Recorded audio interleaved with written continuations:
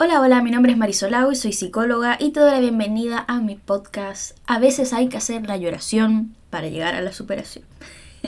El día de hoy les voy a estar hablando acerca del concepto de disponibilidad emocional, el concepto que en su momento a mí me explotó la mente. Este lo vi en mi proceso de formación como terapeuta de familia y pareja, y que también quiero extrapolarlo a aspectos que tienen que ver con las relaciones entre padres e hijos, ¿ya? Y también otro concepto del que les voy a estar hablando, pero ya iremos a eso, mezclado con reflexiones y cosas relacionadas con la adolescencia, cómo los padres de repente abordan cierto tipo de situaciones con los hijos, entre otras cosas. Yo ya me puse mi mantita para comenzar a conversar con ustedes. Tengo doble chaleco porque tengo frío. Resulta que se me manchó el otro día y todavía no logro sacarle la mugre. Es que Panqueque, mi perro, tengo un perro que se llama Panqueque, me estuvo agarrando ahí, como que me lo dejó bastante sucio. Entonces no hay mucho que pueda hacer.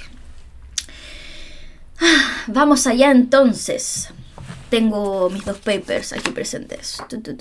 Porque tengo estos dos papers porque bueno, fueron documentos que leí en su momento para el proceso de formación de terapeuta como familia y pareja, y los tengo ahí, no enmarcados, nunca tanto, pero los tengo ahí porque me gusta leerlos cada cierto tiempo. Y bueno, primero, ¿de dónde surge mi necesidad de hablarles acerca de esto? Esto surge desde, ya sean sesiones de psicoterapia individual como sesiones de terapia de familia, donde me doy cuenta que, sobre todo en procesos de adolescencia, en infancia también se ve, o sea, yo lo he visto con niños y niñas, pero en la adolescencia me llama más la atención que de repente hay padres que, la de un perro, que ven que sus hijos hacen ciertas cosas y los retan, bueno, tratan de establecer límites, corregirles ciertas cosas, pero de repente se van para el otro lado y salen con reacciones que uno dice, ¿por qué? O sea, como que esta reacción, caballero, esta reacción que está teniendo en estos momentos no viene al caso y hay algo que le está pasando. Y muchas veces yo me he dado cuenta que tiene que ver con una desconexión de la situación en el momento en el cual se está tratando de gestionar lo que está pasando con la situación in situ, de ya sea retar al hijo o a la hija, como también porque de repente se van a otro tipo de ideas que nuevamente no tienen que ver con lo que se está viendo en ese momento, ¿ya? Y antes de empezar a conversarles acerca de esto, que igual es algo que yo he podido, transmitir, hoy ando media trabada con la voz, o sea, con las palabras, porque estaba comiendo galletas de... Oye, ese perro no deja de ladrar. Bueno, estaba comiendo galletas de avena integral con mantequilla de maní que nunca había hecho, y siento que me quedaron unos trocitos. Pero bueno, después me comeré otras. De hecho las tengo aquí, pero dije mejor no sigo comiendo porque si no voy a tener que hacer muchas pausas en el podcast.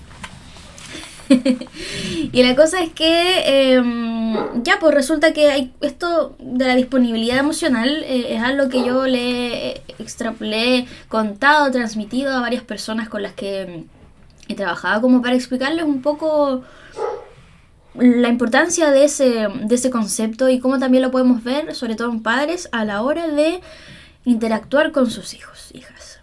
Para eso les voy a leer algunas frases, algunas definiciones de este concepto por Donna Orange, ¿ya? Que fue quien planteó esto.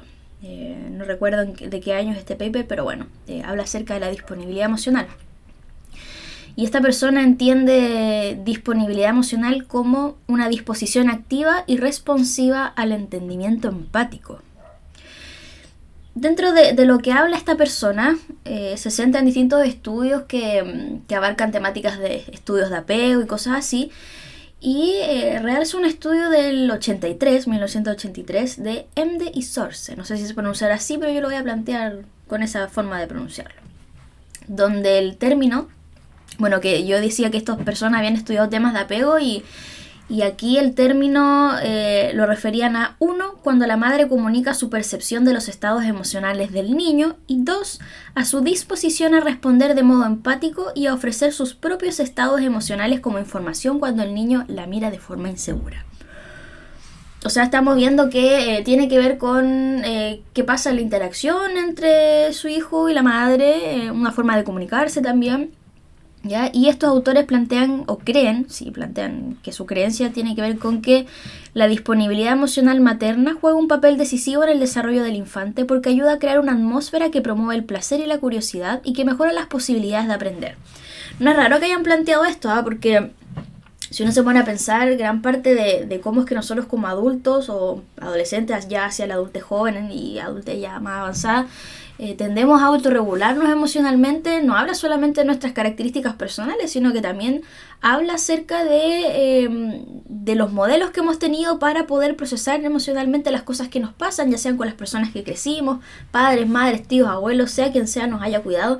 Así como también otros modelos que hemos ido aprendiendo a medida que vamos compartiendo, interactuando con otras personas, ya otros cuidadores secundarios, quizás profesores, profesoras, etc.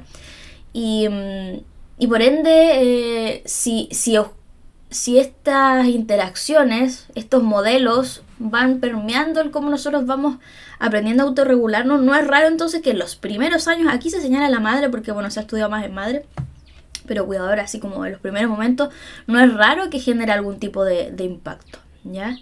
También agregan que la disponibilidad emocional, ya hablando en el ámbito de la terapia, ya porque esto que yo le estoy hablando de disponibilidad emocional lo vamos a ver en la interacción de los padres, pero también en lo que tiene que ver con el espacio de la terapia, o sea, un concepto que como terapeuta la idea es que yo me mueva desde ahí, o sea, yo conocí este concepto y dije, bien, yo quiero poner a prueba este concepto, hacerlo parte de mi forma de trabajar, ¿ya?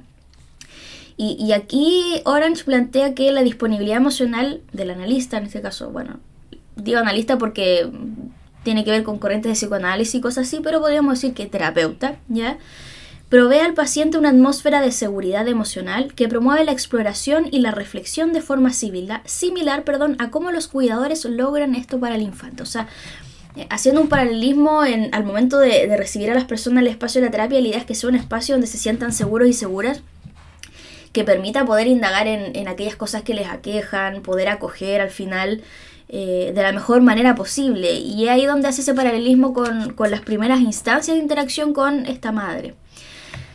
Y dentro de esta idea de disponibilidad emocional habla de varios conceptos que lo componen. Y dentro de eso tenemos la comunicación, ya donde, acorde a esta autora, va a ser el comportamiento que va a tener este cuidador o cuidadora primaria al momento de interactuar con este niño y niña, ya sea a través de aspectos verbales como no verbales. Si nos ponemos a hablar en una conversación padre-hijo, por ejemplo, si cuando el niño llega llorando el papá lo mira feo o lo mira preocupado y lo acoge, por ejemplo, no va a ser lo mismo, y a través de la manera en cómo nos comunicamos, por supuesto que genera algún tipo de impacto en la otra persona, en este caso el niño que está aprendiendo a autorregularse. Y también otro componente, tiene que ver con la disposición que tenemos. O sea, tenemos que estar con una disposición, una apertura a poder escuchar y acoger. Ya en el caso de los terapeutas, claro, la postura corporal, a veces la manera en como nosotros preparamos el setting para poder tener las sesiones, pero en el caso de los padres también como mostrarse disponibles. Nuevamente lo verbal y lo no verbal, porque yo te puedo decir, sí te estoy escuchando, pero si tu cuerpo o tu expresión facial expresa algo que invita a cerrar la comunicación, un poco difícil que muestres realmente esa disponibilidad. Uy, ando con la galleta que se me atraviesa.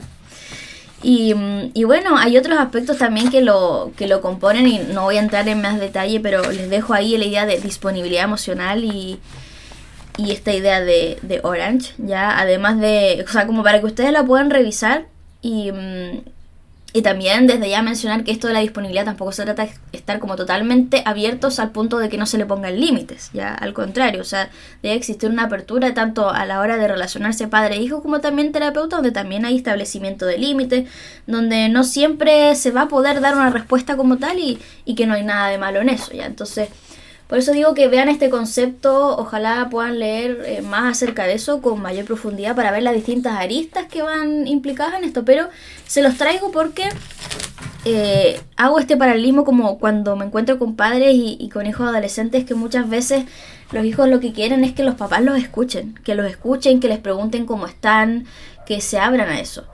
Y a mí me llama la atención porque de repente hay padres que llegan y dicen, pero es que lo tiene todo. Y es como, sí, tiene un techo, tiene las necesidades. Hoy estaba con el pie arriba del basurero y se me cayó. y tienen las cosas para cubrir, o sea, tienen las necesidades básicas cubiertas, pero a veces eso no es suficiente. A veces los hijos lo que quieren es que los escuchen, que los acojan, pero de una manera genuina, o sea, en el genuino entendiéndolo como que de verdad haya una disponibilidad emocional respecto a eso que se está conversando, y que yo entiendo que a veces también es difícil. Porque hay gente que me va a decir, es que tú no tienes hijos, entonces uno llega del trabajo todo explotado, no sé qué, y es como, lo sé, o sea, puede estar mega, mega explotado, pero entender que independiente que estés explotado, tienes un niño, un ser vivo que está a tu cargo, y que sí o sí la manera en cómo tú te relaciones va a impactar de alguna manera en su vida. Puede ser que a ti que a ti te dé lo mismo la manera en cómo impactas en la vida de tu hijo, ¿ah? Y eso, bueno, no hay mucho que puedas hacer dentro de este video, pero para el resto de las personas que sí quieren hacer las cosas distintas, tener claro eso, que el impacto, o sea, la manera en cómo tú te relaciones va a impactar en la otra persona. Y asociado a esto es que yo de repente me encuentro con papás que cuestionan el por qué los hijos hacen ciertas cosas, por qué se comportan de ciertas formas. Y aquí entramos en de repente estereotipos de que los adolescentes, o sea, se ha visto en estudio más que estereotipos, se ha visto en estudio que en las distintas etapas del ciclo vital uno va desarrollando cierto tipo de habilidades distintas, que a lo mejor hay ciertas formas de procesar la información que son un poco más complejas que otras, que la primera infancia versus la adolescencia o la adultez joven, que los intereses van a ir cambiando. Si al principio había, no sé, por las típicas etapas primarias uno tiende a ver que el niño está mucho más hacia adentro, en sí mismo, y después va creciendo y va siendo más consciente de su entorno. Hay aspectos relacionados hasta con la empatía que también se van desarrollando y bueno, y si al principio le gustaban los juguetes y después le empiezan a gustar otro tipo de cosas, que uno puede, ya me voy a las conductas de riesgo, por ejemplo, el alcohol y ese tipo de cosas, entender que el cambio de intereses va acorde a un cierto tipo de etapa en particular, que también va a responder a qué es lo que esté pasando entre pares en ese momento. Y el punto más importante es que por mucho que tu visión de cómo es la adolescencia tenga ciertas características, no significa que la de tu hijo necesariamente sea de esa forma.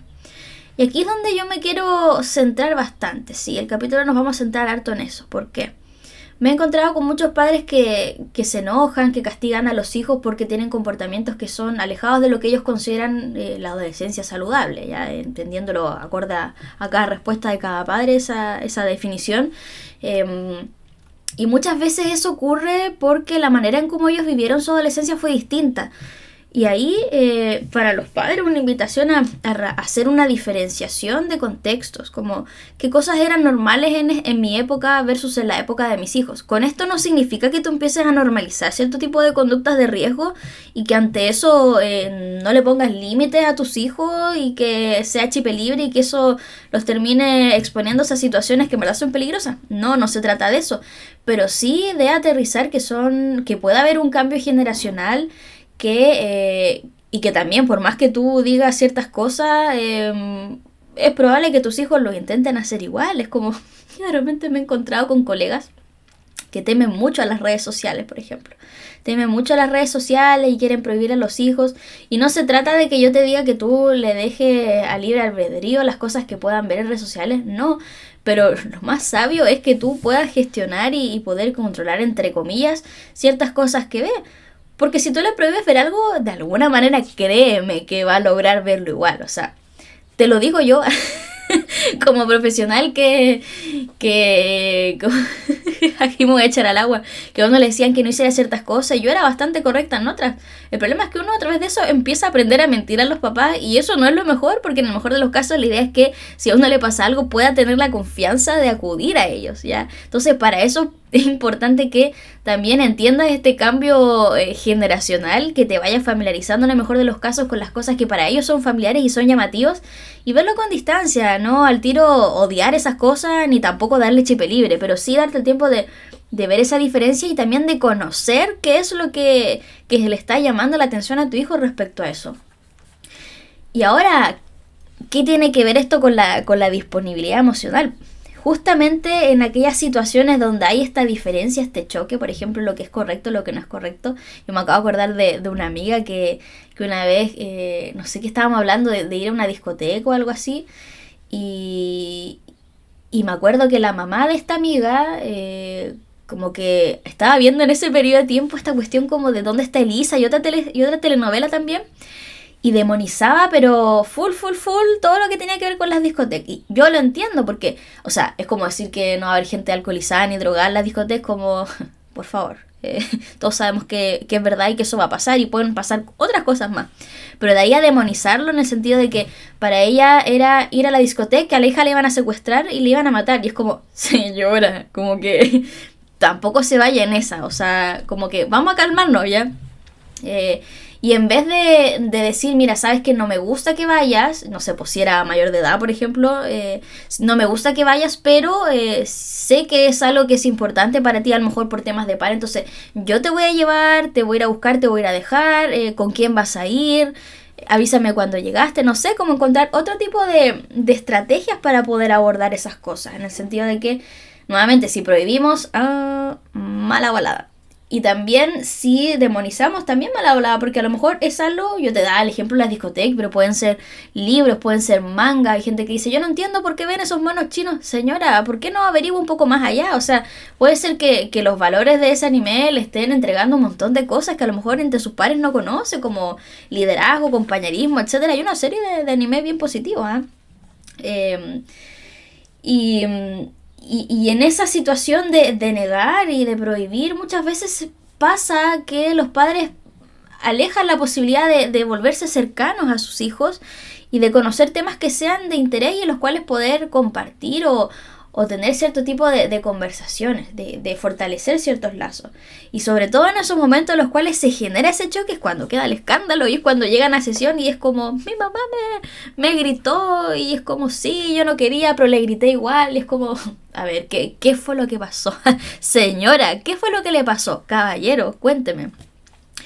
Y ahí es donde entra esta otra idea que yo les iba a hablar, relacionado con la disponibilidad emocional, que es, que bueno, lo saqué de un documento que leí de Siegel, se escribe Siegel, pero yo digo Siegel, ya, démosle el toque internacional aquí. Siegel y Hartzell, se escribe Hartzell,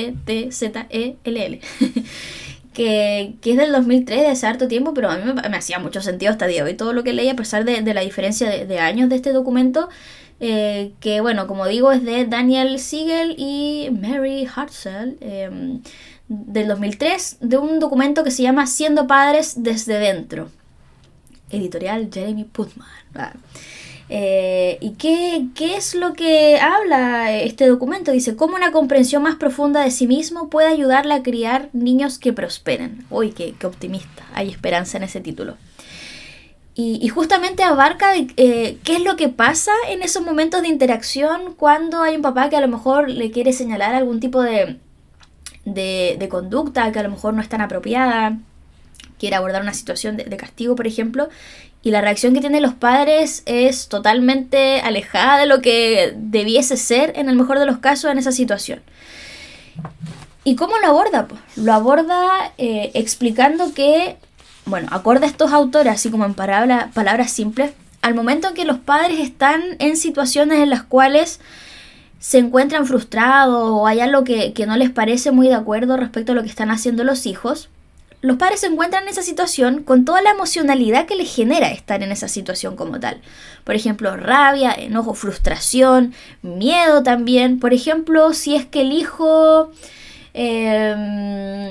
imaginémonos que el hijo ha llegado del colegio, adolescente, ya ha llegado del colegio y está cansado. Lo primero que va a hacer es prender la tele, ¿ya? Y no quiere hacer las tareas. ¿Qué es lo que pasa ahí? No es raro ver, y a mí me ha pasado que veo de repente padres que dicen, no, es que yo llegué y le empecé a decir que sería bueno que apague la tele, que se ponga a estudiar, y de repente me descontrolé y le terminé gritando. Y le terminé gritando que cómo era posible, que era un irresponsable. En eso el hijo quedó más ofuscado, en algunos casos se puso a llorar, se fue, pegó el portazo, el papá más frustrado todavía y después se fue. Y después se pone a sentar en el living y dice, chuta, parece que en verdad como que algo me pasó, quizás no fue la mejor manera de abordar eso. ¿Y qué es lo que pasa? Acorde a estos autores, en la situación misma donde la persona se conecta con esa emocionalidad, se encuentra en un nivel de procesar la información, que le ponen estos autores, nivel superior. ¿Ya? Vamos a hablar de nivel superior y nivel inferior. Entonces, en esta situación donde la persona está presente, o sea, está consciente que está presente, se encuentra en un nivel de procesamiento llamado nivel superior. Y cuando afronta la situación, en aquellos casos en los cuales la persona se desconecta, o sea, ocurriría una especie de desconexión en ese momento que generaría que la persona se conecte, en este caso el padre, se conecte con una experiencia del pasado que lo lleva a una emocionalidad que puede ser desbordante o que puede ser alejada de la situación presente, sino la emocionalidad asociada a esta experiencia del pasado, y hace que a partir de eso la persona tiña o lleve de la emocionalidad de ese recuerdo, de esa experiencia, al presente, la emocionalidad al momento de expresar lo que quiere a su hijo. En palabras más simples, viene la situación, la persona se conecta con algo del pasado, que puede ser conectarse de manera consciente como de manera inconsciente, y ¡pum!, estalla. Que yo te digo el ejemplo de estallar como de que grita o se enoja, pero igual puede ser otro tipo de reacciones, como quedarse en silencio, retirarse de la situación, puede ser gritar, puede ser una multiplicidad de reacciones.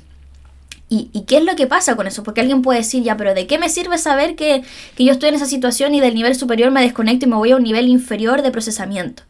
¿Ya?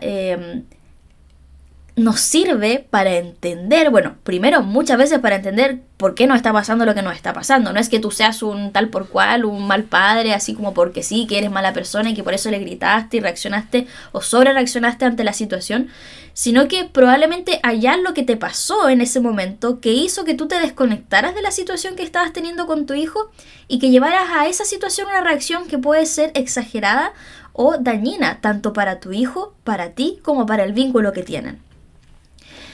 ¿Y qué podemos hacer a partir de eso? Porque me podría decir, ya Marisol, pero con eso ya entiendo, pero aún así como que, ¿qué hago con eso? Porque probablemente la próxima vez voy a estar en la misma situación y nuevamente voy a explotar. Lo que puedes hacer con esa situación es, primero, o sea, parar, obviamente, si dejaste el escándalo, ojalá por favor te acerques a tu hijo y le pidas disculpas por la reacción que fue la que tuviste en ese momento. Quizás no es la emocionalidad misma, porque puede ser que eso genere más tensión, más rechazo, pero en algún momento abordar la situación. No seas de esos padres que se quedan callados y hacen como que nunca hubiera pasado. Eso genera daño, hiera a tus hijos, ¿ya? Entonces tú acércate y pídele disculpas o explícale que efectivamente no fue la mejor manera. Y conéctate en el mejor de los casos con lo que a ti te pasa. A mí me preocupa, me frustra o me da miedo que tú llegues, por ejemplo, del colegio y llegues primero a ver la tele y después a hacer tus tareas, porque me preocupa que te vaya mal y me preocupa que yo como padre, a lo mejor el hecho de que no te controle eso no te esté ayudando para generarte herramientas en un futuro que te permitan ser autónomo y poder, no sé, cumplir tus sueños, sea lo que sea, ¿ya? Aquí yo te di un ejemplo que suele aparecer bastante en sesión, pero las personas se pueden conectar con un montón de experiencias personales que pueden hacer que la persona no, que el padre o madre en este caso sientan una emocionalidad y se nublen, ¿ya? Pero desde ya, honestidad con la emocionalidad, ¿ya? Si se te hace muy difícil eso como padre, venga a terapia, venga, porque le podemos entregar estrategias para poder hacer eso. Y en segundo lugar, sirve también entender esto de la disponibilidad emocional, de tener esa disposición y de este camino, de irse del camino superior al camino inferior. ¿Y de qué nos sirve también? Nos sirve para poder ver qué es lo que podemos hacer, en el sentido de que se ha visto que las experiencias que hemos tenido en el pasado respecto a nuestra relación con nuestros propios padres, así como la manera en cómo nuestros padres o cuidadores o los modelos que teníamos gestionan cierto tipo de situaciones, conflictos, preocupaciones, etcétera, repercuten en nuestra vida. Porque como yo les decía al principio respecto a la autorregulación, yo voy aprendiendo cómo reaccionar. Si cuando yo llegaba del colegio, mi papá al tiro me ponía a hacer todas las tareas y no te paras de la mesa hasta que hagas tu tarea y después puedes comer y dormir, por ejemplo, de alguna manera eso va a hacer que la persona o tenga interiorizado de qué manera tienen los niños que estudiar para que les vaya bien. Puede ser que tengas interiorizado el labor o el objetivo del estudio, de la disciplina. Lo que para ti es la disciplina puede ser que se base en esa experiencia y una serie de explicaciones más asociadas a eso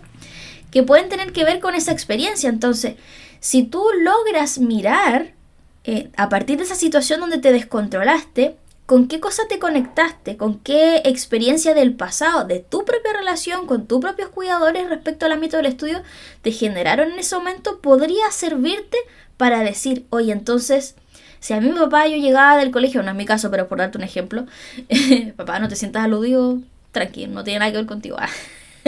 Excepto con las tablas de multiplicación, ahí todos tenemos trauma en eso.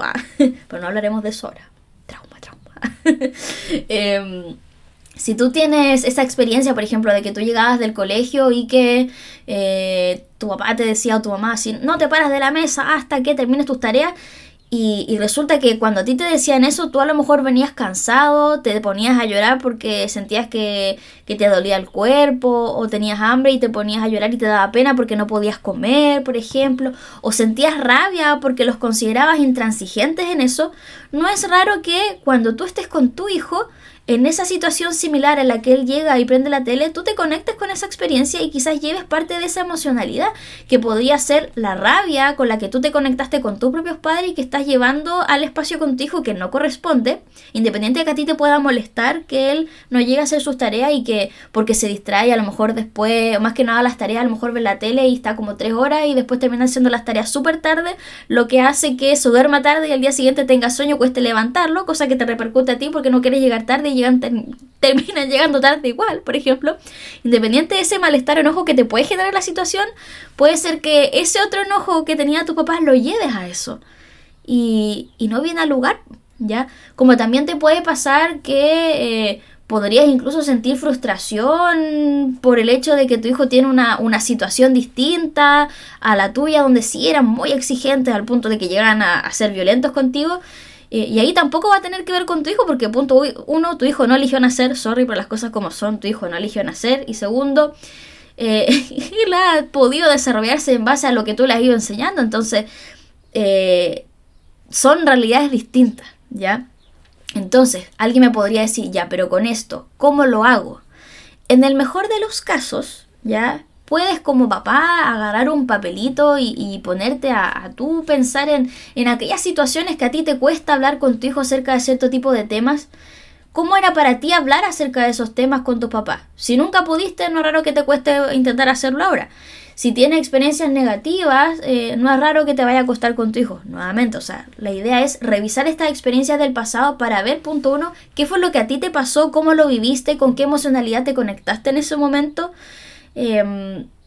Para también poder discernir cómo es que tú te conectas con tu hijo, ¿ya? Para que, en el mejor de los casos, cuando estés bajo esta idea de que estás en esta situación y te vas a un nivel de procesamiento del superior, que sería, en el mejor de los casos, el que te permite estar presente, ¿cierto? Con todo lo que conlleva eso.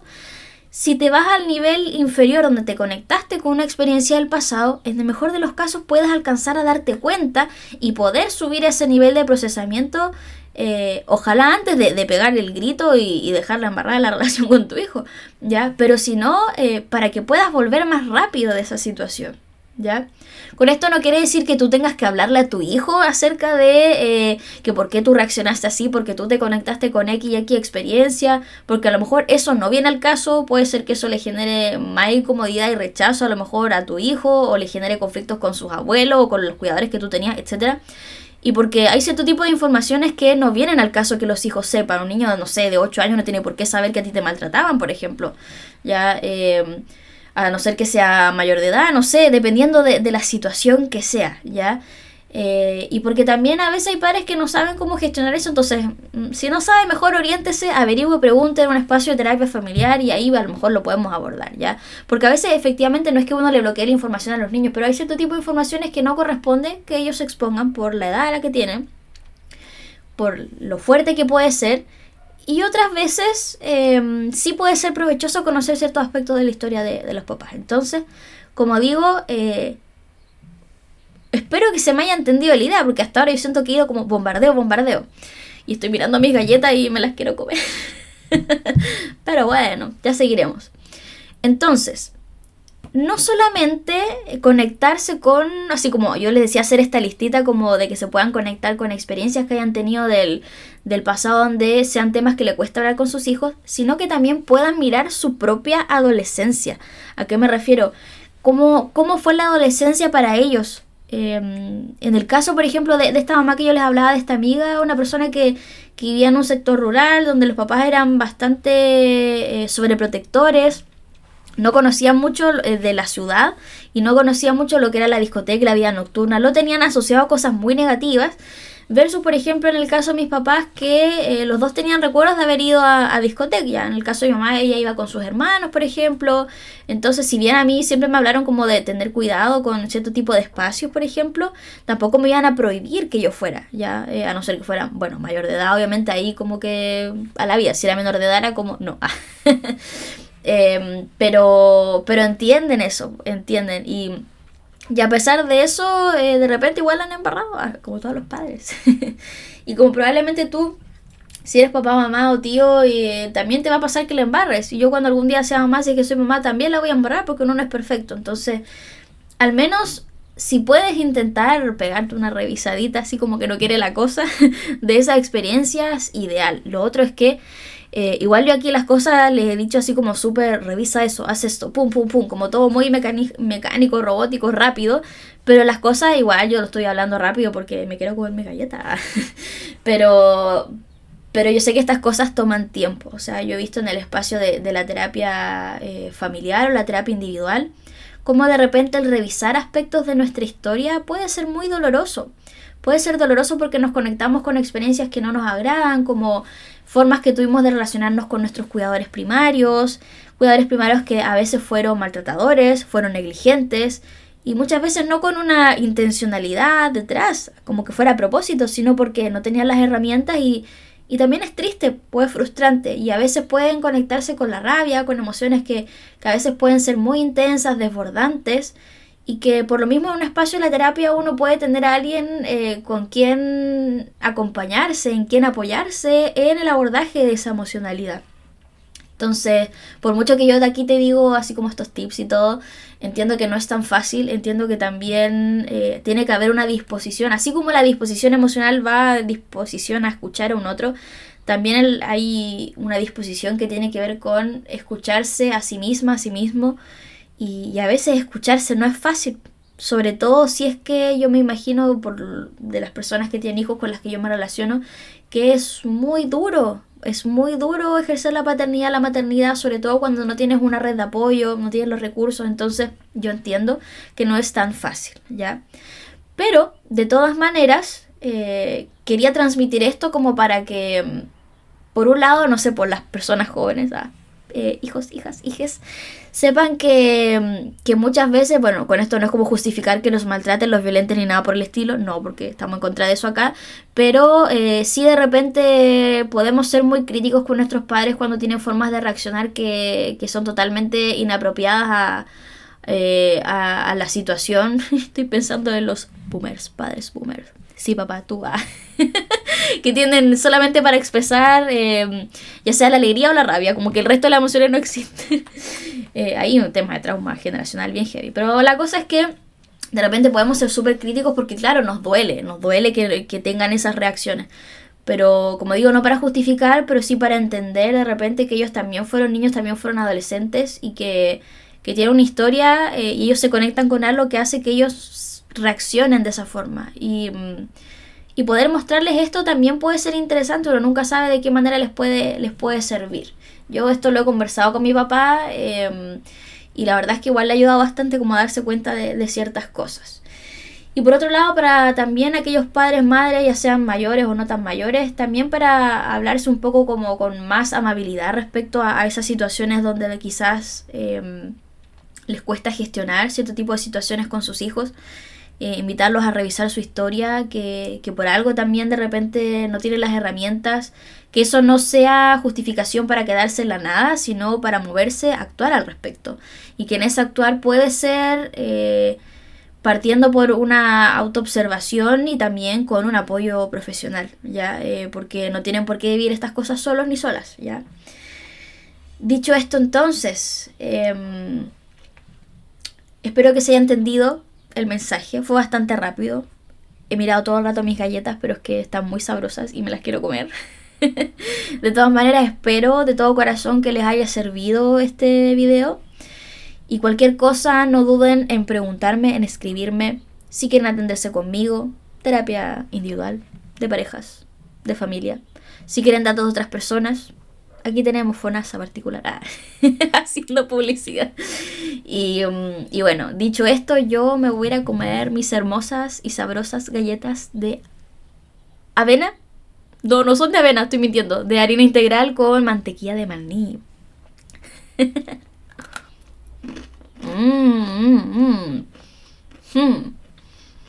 Si eres de esas personas que se pega esos bailecitos cuando come, eres de los míos.